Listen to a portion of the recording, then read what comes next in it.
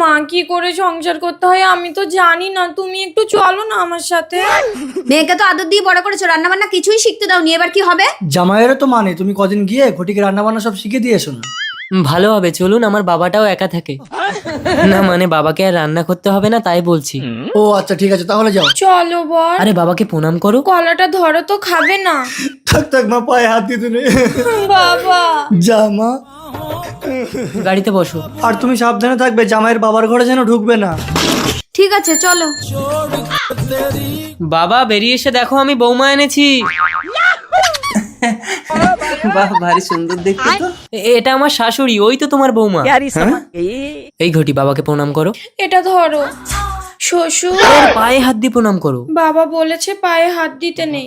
আরে থাক থাক, পায়ে হাত দিতে নেই, বুকে এসো। দেখেছো তোমার বাবা সব জানে। আরে আরে ছাড়ো ছাড়ো, আসলে আমার বাবার বিয়ে হয়নি তো তাই একটু মেয়ে দেখলে কুরকুর